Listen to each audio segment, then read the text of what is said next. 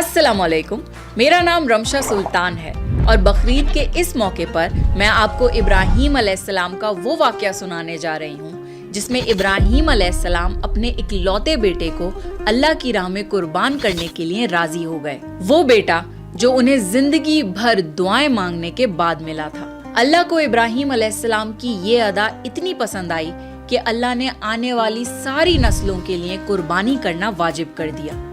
तो चलिए जानते हैं इब्राहीम अलैहिस्सलाम का ये हैरत अंगेज वाक़या। इब्राहीम अलैहिस्सलाम ने ख्वाब में देखा कि वो इस्माइल अलैहिस्सलाम को ज़िबा कर रहे हैं। उनकी नींद खुल गई। इब्राहीम अलैहिस्सलाम जानते थे कि अंबियाओं के ख्वाब अल्लाह की तरफ से वही होते हैं, लिहाजा उन्होंने इस ख्वाब के मुताबिक अमल करने का इरादा कर लिया। इब्राहीम अलैहिस्सलाम के लिए ये बहुत बड़ा इम्तिहान था।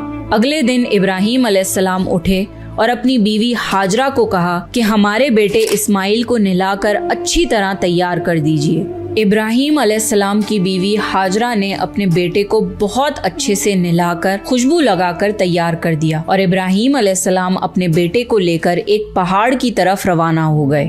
इब्राहीम अलैहिस्सलाम ये तकलीफ भरा फैसला कर चुके थे कि वो अपने बेटे की कुर्बानी देंगे, पर शैतान को कैसे मंजूर होता कि कोई अल्लाह की इताअत करे। तो शैतान भी अपने काम पर लग गया।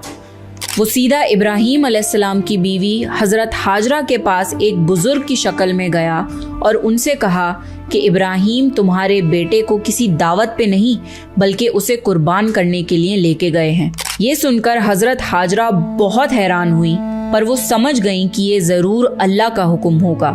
तो उन्होंने शैतान से कहा कि अगर अल्लाह ने इब्राहीम को ऐसा करने का हुक्म दिया है तो ये हमारी खुशकिस्मती है। ये तो मेरा एक बेटा है, अगर मेरे इस्माइल जैसे 1000 बेटे भी होते तो मैं खुशी खुशी उन्हें अल्लाह की राह में कुर्बान कर देती।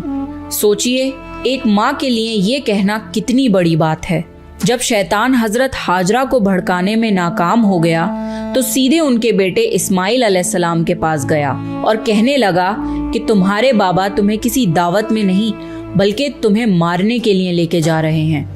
जवाब में इस्माइल अलैहिस्सलाम ने कहा कि अगर ये अल्लाह का हुक्म है तो मेरे लिए इससे बड़ी क्या खुशनसीबी की बात है कि मैं अल्लाह की राह में कुर्बान हो जाऊं। 13 साल के बच्चे में इतनी समझ और बहादुरी होना कितनी बड़ी बात है। यहाँ भी जब शैतान नाकामयाब हो गया तो वो इब्राहीम अलैहिस्सलाम को भड़काने की कोशिश करने लगा कि तुम्हें ये बेटा इतनी मन्नतों से मिला है, अगर तुमने इसे कुर्बान कर दिया तो बुढ़ापे में तुम्हारा सहारा कौन बनेगा, और अगर अल्लाह ने ये कुर्बानी भी कबूल नहीं करी तो तुम्हारा कितना बड़ा नुकसान हो जाएगा। ऐसा मत करो। शैतान हर तरह से उन्हें बार बार बहकाने की कोशिश करता रहा और गुस्से में आके इब्राहीम अलैहिस्सलाम ने शैतान को पत्थर मारे। यही वजह है कि जब लोग हज पे जाते हैं तो शैतान को आज भी कंकड़ी मारते हैं और ये हज के अहम अरकानों में से एक है। शैतान के जाने के बाद इब्राहीम अलैहिस्सलाम ने अपने बेटे को सारी बात बताई तो इस्माइल अलैहिस्सलाम ने फरमाया कि बाबा, अगर ये अल्लाह का हुक्म है तो मुझे ये मंजूर है। आप बस मेरे हाथ पैर बांध दिए और अपनी आंखों पे पट्टी भी बांध लिए ताकि आप जब मेरी गर्दन पर छुरी चलाएं तो आपको तकलीफ ना हो और आप ये करने से मुकर न जाएं। बस फिर इब्राहीम अलैहिस्सलाम ने अपने बेटे के हाथ पैर बांध दिए। बाप बेटे दोनों अल्लाह का हुक्म पूरा करने के लिए पेश हो गए। इस्माइल अलैहिस्सलाम ने अपने वालिद से फरमाया, जब आप मुझे ज़िबा करने लगे तो मेरी पेशानी जमीन पर रख दिएगा ताकि आपको मेरा चेहरा ना नजर आए और कहीं आपके हाथ रुक न जाएं। इब्राहीम अलैहिस्सलाम ने ऐसा ही किया और आंखों पर पट्टी बांध ली। अब उन्होंने छुरी पकड़कर गर्दन पर चला दी, लेकिन छुरी ने गर्दन ना काटी। इब्राहीम अलैहिस्सलाम ने जोर लगाया तो उन्हें एक दुम्बे की आवाज आई। इब्राहीम अलैहिस्सलाम ने हैरान होकर पट्टी खोली तो देखा एक दुम्बा कटा हुआ है और इस्माइल अलैहिस्सलाम दूर खड़े मुस्कुरा रहे हैं। अल्लाह ने इब्राहीम अलैहिस्सलाम को आजमाया और इब्राहीम अलैहिस्सलाम अल्लाह के एक हुक्म पे अपने इकलौते बेटे को कुर्बान करने के लिए राजी हो गए। वो भी वो बेटा जो उन्हें 86 साल की उम्र में पूरी जिंदगी बे औलाद रहने के बाद मिला था। अल्लाह जालिम बादशाह नहीं, अल्लाह ने इब्राहीम अलैहिस्सलाम से उनके बेटे को नहीं छीना बल्कि जिब्राईल अलैहिस्सलाम को भेज के इस्माइल अलैहिस्सलाम की जगह जन्नत का एक खूबसूरत दुम्बा कुर्बान कर दिया। इसके बाद से अल्लाह ने दुनिया भर में इब्राहीम अलैहिस्सलाम की इस सुन्नत को जिंदा रखा। اور آج بھی دنیا بھر میں مسلمان حج کے موقع پر قربانی کرتے ہیں تاکہ اللہ کی راہ میں ابراہیم علیہ السلام کی طرح قربانی کرنے کا جذبہ پیدا ہو۔ ایک اکلوتے بیٹے کی قربانی کے لیے تیار ہو جانے کے صلے میں اور سارہ علیہ السلام کی عظمت اور نیکی کے بدلے اللہ نے انہیں ایک اور بیٹے اسحاق علیہ السلام کی خوشخبری دی۔ ابراہیم علیہ السلام تب 120 سال کے تھے اور سارہ علیہ السلام 90 سال کی تھی۔ دونوں پر بڑھاپا طاری ہو چکا تھا۔ اللہ نے یہ خبر سنانے کے لیے فرشتے بھیجے۔ فرشتوں نے ابراہیم علیہ السلام کو سلام کیا اور بیٹے اسحاق علیہ السلام کی خوشخبری دی۔ یہ سن کر سارہ علیہ السلام بہت حیران ہوئی، کہنے لگی کیا میں بچہ جنوں گی؟ حالانکہ میں بانجھ ہوں اور میرے خاوند بوڑھے ہو چکے ہیں۔ یہ تو حیرت کی بات ہے۔ اس پر فرشتوں نے کہا اللہ کے فیصلے پر تعجب نہ کیجیے، یہ تو اللہ کی آپ پر رحمت ہے، بے شک وہ قابل تعریف ہے۔ ابراہیم علیہ السلام اسماعیل علیہ السلام سے ملنے مکہ آتے رہتے تھے۔ ایک مرتبہ انہوں نے فرمایا اے میرے بیٹے، اللہ تعالیٰ نے مجھے حکم دیا ہے کہ اس مقام پر اللہ کا گھر تعمیر کرنا ہوگا۔ اسماعیل علیہ السلام نے فرمایا میں حاضر ہوں۔ پھر ابراہیم علیہ السلام اور اسماعیل علیہ السلام نے مل کے کعبہ کی تعمیر کی۔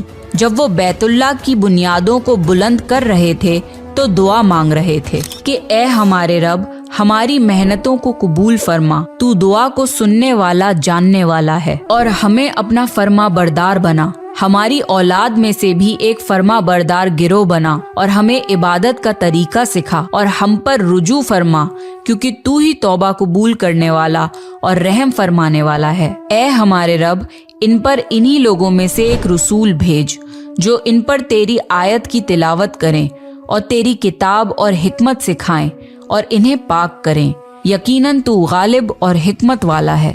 تعمیر کے وقت اللہ نے جنت سے ایک پتھر بھیجا تھا جس کا نام حجر اسود تھا۔ یہ پتھر نہایت سفید تھا۔ اب یہ پتھر لوگوں کے گناہوں کی وجہ سے کالا ہو گیا ہے۔ تعمیر کے وقت ابراہیم علیہ السلام ایک پتھر پر کھڑے ہوئے۔ وہ ننگے پیر تھے۔ اسی وقت پتھر پگھل گیا اور پتھر پر ان کے پیروں کے نشانات آ گئے۔ اسی پتھر کو آج مقام ابراہیم کہا جاتا ہے اور آج بھی لوگ اسے دیکھ سکتے ہیں۔ اس طرح کعبہ تعمیر ہوا۔ اللہ نے ابراہیم علیہ السلام کو حکم دیا کہ لوگوں میں حج کا اعلان کرو۔ اس پر ابراہیم علیہ السلام نے فرمایا اے اللہ، میری آواز بھلا کس کس تک پہنچے گی؟ اللہ نے جواب دیا آپ کے ذمے آواز لگانا ہے، پہنچانا ہمارا کام ہے۔ پھر ابراہیم علیہ السلام عرفات کے پہاڑ پہ چڑھے اور آواز لگائی لوگوں، بیت الحرم کا حج کرو۔ اس کی برکت سے اللہ نے بیت الحرم کی محبت لوگوں کے دلوں میں ڈال دی، جس کی وجہ سے آج تک ہر کوئی حج اور عمرہ کی خواہش رکھتا ہے اور ہزاروں لوگ ہر سال بیت اللہ کا حج کرنے کے لیے آتے ہیں۔ ابراہیم علیہ السلام نے 175 سال کی عمر میں وفات پائی۔ ابراہیم علیہ السلام پر بہت آزمائشیں آئیں، پر ہر معاملے میں ابراہیم علیہ السلام اللہ کے وفادار رہے۔ اس لیے اللہ نے ابراہیم علیہ السلام کو خلیل الرحمن کے لقب سے نوازا، یعنی اللہ کا دوست۔ تو یہ تھا ابراہیم علیہ السلام کا واقعہ۔ اس سے ہمیں سبق ملتا ہے کہ ہمیں اپنی ساری عزیز چیزیں اللہ کی راہ میں قربان کرنے کا جذبہ رکھنا چاہیے۔ یہ تھا ابراہیم علیہ السلام کی زندگی کا ایک چھوٹا سا حصہ۔ اگر آپ ابراہیم علیہ السلام کی پوری لائف سٹوری جاننا چاہتے ہیں تو میرے چینل پر ابراہیم علیہ السلام کی سٹوری کو ضرور دیکھیں۔ اگر آپ کو پروفٹ سیریز میں انٹرسٹ ہے تو میرے چینل کو سبسکرائب کر لیجئے، because I have many more parts on profit stories coming soon انشاءاللہ۔ اس ویڈیو کو زیادہ سے زیادہ لوگوں کے ساتھ شیئر کریے، and I will see you next time. This is me Rimsha Sultan signing of.